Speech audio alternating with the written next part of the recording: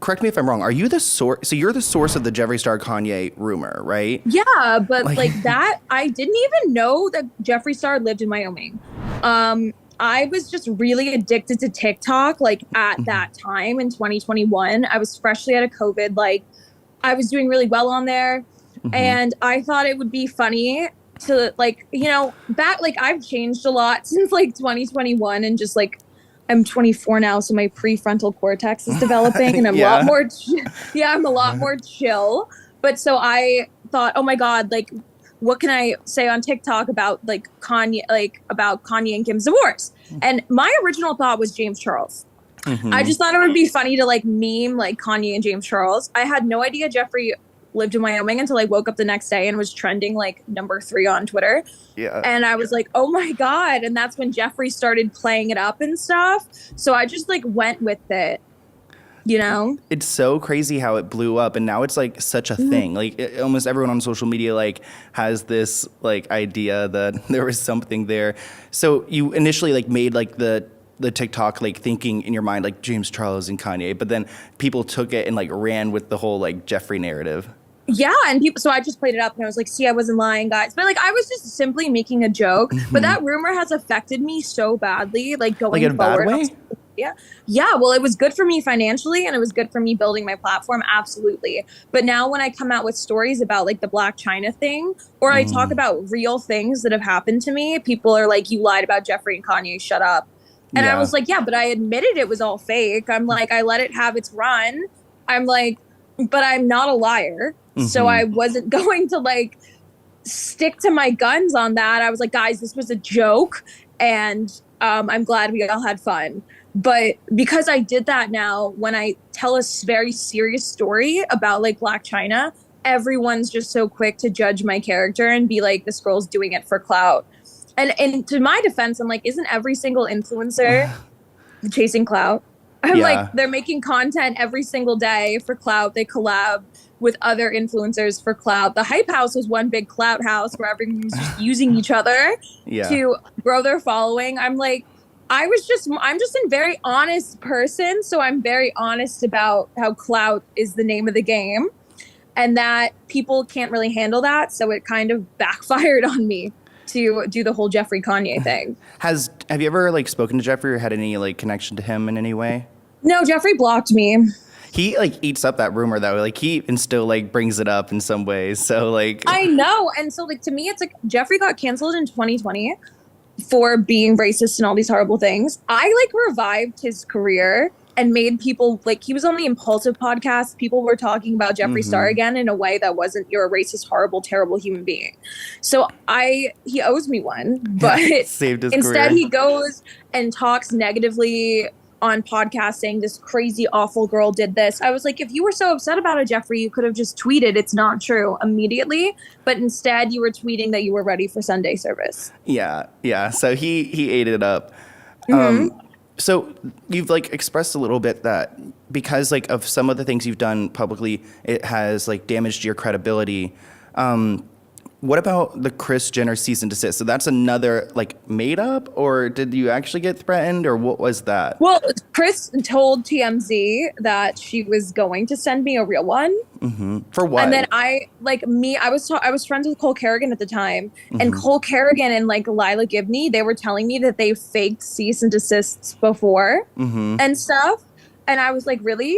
And Cole was like, yeah, you can do this. And like Cole helped me make one just for TikTok and stuff. Cause like I was just playing up this story. Yeah. And like obviously like look, I was like younger, you know, and I was just like trying to have fun. But like now that I look back on it, I'm like, damn, this really messed up my life a little bit. Your social media career, at least from like my perspective and what I've looked online, it really kind of started with Dr. Phil. I actually just posted a video like 2 days ago about him, how, you know, he's exploited so many of his guests, how he's a terrible person in general. And you went on Good and for you for doing that. yeah, no, I mean, I love like exposing those people like Ellen, Oprah, all of them, because it's like, especially moving out here in Hollywood, I've realized like how everyone is just so corrupt. The ego, like what you're talking about before we filmed, like everyone's got one. So when you went on there in 2019, you went to discuss like your social media addiction and everything. How did you pursue them? Did they pursue you? How did that first start? Well, I was tripping on acid and we were watching Dr. Phil clips, like me and my friend, and my friend was like, "Yo, I didn't know you went on Dr. Phil." And there was some girl who was kind of like acting like me, who like reminded him of me. It's not And I Jesse was like, Taylor, right? "No, not Jessie Taylor. Okay. That girl needs some help." But it was like some girl who like reminded him of me, and I was like, "You know what? I should just go on." So I like was just tripping, and I emailed them, and like the original story I sent them, because me and my best friend, since like we were 12, like stopped being friends, and I wanted to go fight my ex best friend on there, but then my ex best friend wouldn't come on, so I had to come up with a new story. So they were like, "Is there anything else that you could give us?" Yeah. So I said, "Oh, I'll just say I'm addicted to Instagram." And I got these two girls who I had just met at a party to come on with me. I'm like, "Let's just go, free trip to LA. Who knows what could happen? It'll be fun." And then it like did well, you Yeah. know?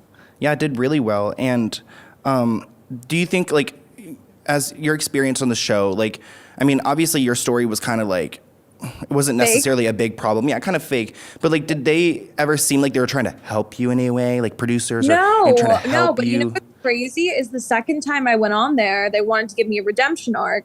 Though I wasn't redeemed at that point. Like, obviously, I've changed a lot since like when I went on Dr. Phil. I was 20 and I was in college, and I was just like playing up a persona. But then they wanted to have me back on to do a redemption arc, and talk about like deeply personal stuff and talk about my sexual assault and things. And they totally were just exploiting that for the show. They didn't like want to get into what I had to say And about was it or that anything. behind the scenes, or was that, like, did they film your No, talking about behind your... the scenes, they were like fine and like really encouraging about everything. And like, I didn't want to come talk about my sexual assault, but they were the ones who pushed me to. Because when you fill out the Dr. Phil forms, you have to like say if something bad like that happened to you beforehand. So they knew about it, and they were like, "Please talk about this." But I wasn't ready to talk about it. But they said, "You're going to help a lot of people by talking about it. Talk about it. We're going to share whatever you want about it on this show." I said, "Okay, cool." Like, and what we filmed, and I was on with Jesse Taylor. So the show was mostly about Jesse Taylor, but they told me that like they made me feel, they manipulated me into talking about something super traumatic. And like, if you watch how I look in that episode in comparison to the first one, you could see I wasn't mentally doing well. Like I was still, what the worst part about it was I was still drunk when I woke up in the morning because I went to a party at the Phase house the night before. So I was still drunk when I got to the studio. They knew this and they were just forcing me to chug water. Talking to him, like, is he like a friendly, like, fatherly figure acting, or did you ever talk to him behind the scenes, or like Behind the scenes, he was sweet. Like he was a dick to me on camera. Off camera, he was not. He would just shake my hand and say, "Thank you for participating in my little show," kind of thing. Like I would never go back on. Yeah. You know? So you did mention the last time you went on was during like the height of COVID. So you did it over Zoom, and that you went on after you did the viral toilet liquor seat thing. So let's talk briefly about that, because I feel like, is that like maybe your most viral moment? Like, is that when like people look? I think it was because it crossed into like politics. It crossed into like that was really global. Public safety. Yeah. But like I was really in a bad spot at that point in my life. Like that was actually Joe Schultz's idea, my ex-boyfriend that we had discussed off camera. Well, I wasn't going to lick a toilet. That was Joe's idea 100%. He was like, "I feel like it won't break the internet unless you lick a toilet." So I full sent it. Yeah. But I was just like, when I did that, I was still in college. I had like a very abusive boyfriend. I have very abusive parents. Like I was just trying to, and like my college experience was so horrible to me, and like the trauma I experienced there, I was just trying to get enough attention online to get the hell out and not have to go back home. So that's why I did it. And what I think it's good, like people will sit there and shame me, like, "You look the toilet for attention, you'll do anything for attention." And I was like, at that point in my life, I absolutely would have done anything for attention because I needed an out from my very traumatizing like life.